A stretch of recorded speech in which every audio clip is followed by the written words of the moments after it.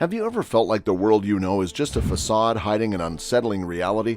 That's exactly how the world is feeling right now, as news emerges from the Grand Canyon that has sent shockwaves around the globe.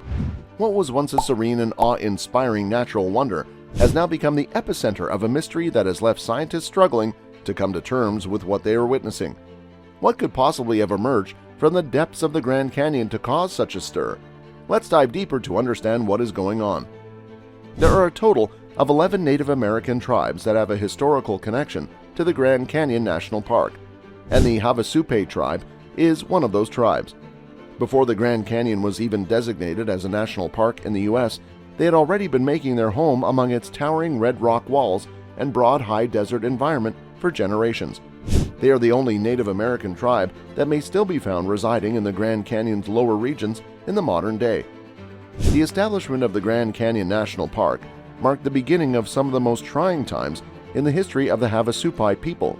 According to Ophelia Watahomigi Corliss, a councilwoman for the Havasupai tribe, we lost a large area of our migration. When the national park was established in 1919, it meant that the Havasupai tribe had to give up many acres and acres of their property. In the middle of the 1970s, efforts were made to get a bill passed in Congress, which resulted in the return of a portion of the reservation that ran along the western edge of the Grand Canyon's south rim.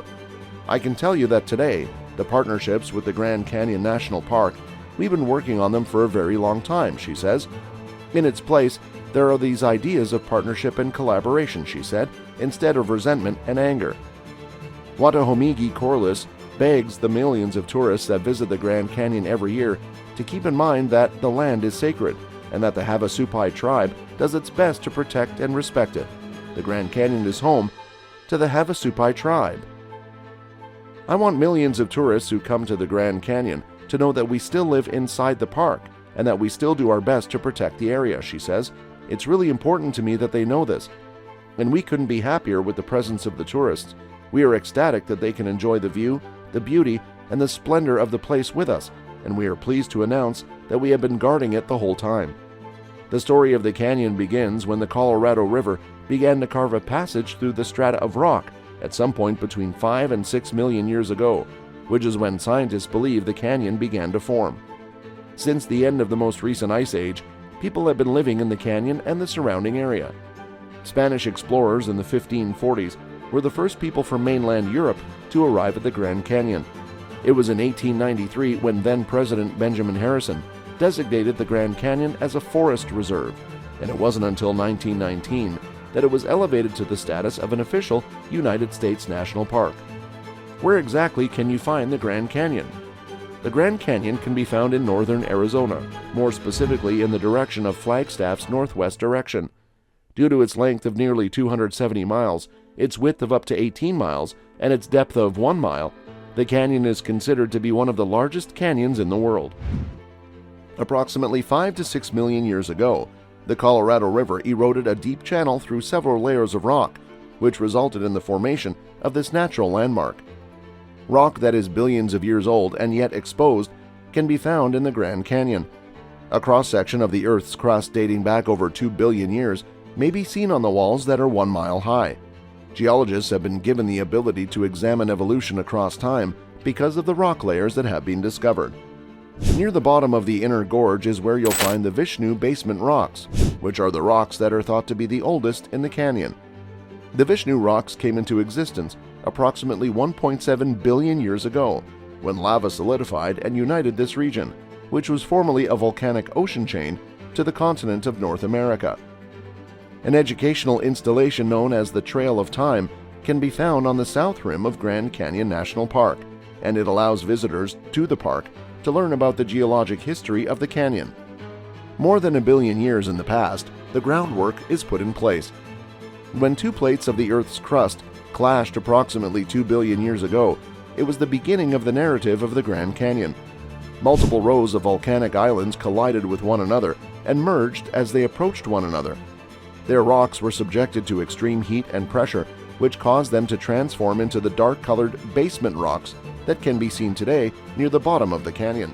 These rocks include the 1.84 billion-year-old rocks known as the Elves Chasm Gneiss, which are the oldest rocks known to exist in the canyon. After that, there is a gap in the geological history of the Grand Canyon that spans roughly 1.75 billion to 1.25 billion years ago. Rocks from that time period have been obliterated by erosion, much as chapters have been torn out of a history book. The story takes back up between 1.25 billion and 730 million years ago, when fresh strata of rock, known as the Grand Canyon Supergroup, were occasionally forming. This is where the story becomes interesting again. The earliest evidence of life in the canyon was found in a layer of limestone that is 1.25 billion years old and is studded with fossils of algae. The sediments that floated to the bottom of the prehistoric oceans and cemented there form the layers that make up the canyon. Earlier than 100 million years ago, the upper rock layers began to settle into their proper positions. The supergroup strata were finally fragmented into fragments by geological pressures, which also caused them to be tilted at an inclination. They were worn down by erosion, and a new sea eventually developed on top of them. Karlstrom and his colleagues were recently taken aback by a development in which new sediment began to settle out at the bottom of the sea. They came to the conclusion that mineral fragments from the 60 Mile Formation, which is one of the rock layers, needed to be analyzed. Although it had never been precisely dated before, experts estimated that it was approximately 650 million years old. However, the mineral study revealed that it has only been around for 508 million years, as the team reported in Nature Geoscience the previous year. As a result, the 60 Mile Formation is not a component of the more ancient Grand Canyon supergroup. Rather, it is a component of the younger group of rocks that formed as a result of an increase in sea level and the movement of water back and forth across the region. Now that we have these new dates, the group led by Karlstrom can utilize them to gain a clearer understanding of how quickly the floods occurred and how soon other rock strata were built on top of the 60 Mile Formation. Over the subsequent few hundred million years, sediments brought in by the ocean continue to accumulate. This period spans approximately 508 million to 270 million years ago, and it is at this time that the rocks that make up the upper two-thirds of the canyon walls, including the limestones, shales, and sandstones of various shimmering colors, were deposited. When John Strong Newberry became the first geologist to visit the canyon in 1857, he referred to the rock formations there as the most splendid exposure of stratified rocks that there is in the world. The cream-colored Kaibab limestone, which is 270 million years old but rests atop everything else near the lip of the canyon, is the rock that provides the finishing touch. The plateau begins to rise, and the river begins to cut through it more than 1 million years ago. At this point, all of the rock layers that make up the canyon had been built up over the course of eons. They only needed to be brought into plain view.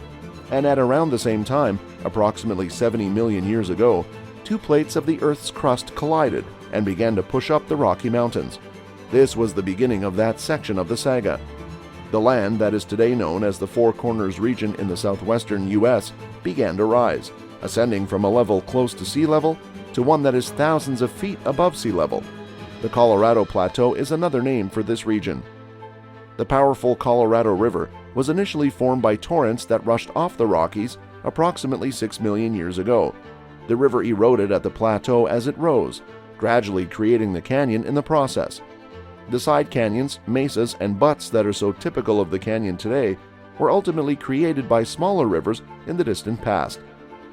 The geologists do not all come to the same conclusion regarding the timing of this story. Some people believe that the canyon is as much as 70 million years old, and their reasoning is based on the length of time that particular rock minerals appear to have been exposed at the surface in some places of the canyon. But according to Karlstrom, even if some parts of the canyon are older than others, the river system as a whole didn't become connected and start flowing until somewhere in the neighborhood of 6 million years ago. Around 10,000 years ago, people began to settle in and around the canyon, where they hunted enormous beasts such as the Shasta sloth, which has since become extinct. People who lived in the canyon at a more recent time made and left animal figurines made of split twigs, and these figurines have been dated to approximately 4,000 years ago. People were cultivating crops along the bottom of the canyon 1,000 years ago and storing their harvests in caves that had been hollowed out of the canyon walls. Some of these caves can still be seen today. Recent years have brought an abundance of stunning new views to Grand Canyon National Park. 2 new species of scorpion-like life forms were discovered in the Grand Canyon just days ago, and a week ago the canyon was buried in a thick layer of fog caused by an uncommon weather trend. The creatures, which are a pair of previously undiscovered species, have been dubbed pseudoscorpions by their admirers. Between 2005 and 2007, they were discovered for the first time, and at the time, nobody gave them much of a second glance. However, a recent rediscovery has reopened the debate about the cave that originally housed these two related species. Their similarities suggest the presence of a sophisticated food web, which is far more extensive than scientists had previously thought was possible in such a tiny cave. More and more people are thinking about the environment as a result of the ability of these two species to coexist and even thrive.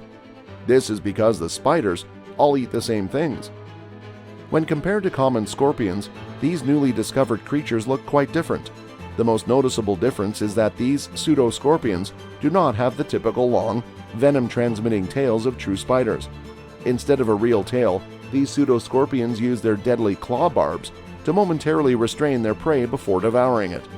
They also don't seem to have any eyes, which could be an evolutionary byproduct of their habitat being so dim. These creatures likely sprang from scorpions that thrived in the desert, but as their ancestors migrated underground in search of safety, these pseudoscorpions adapted to life in a more hostile environment. Their primary food sources are the tiny insects and invertebrates that dine on the cricket poop and the fungus that grows on it. These new pseudoscorpions hitch rides on the backs of larger animals. By working in tandem with larger organisms, some species are able to colonize and thrive in environments that would otherwise be off-limits to them. In exchange, these creatures feed on pests like ticks, mites, fleas, and other parasites as they travel.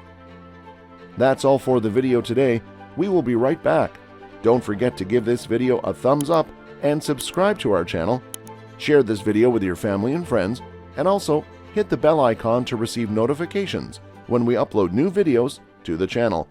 Thanks for watching, and we will see you in our next video.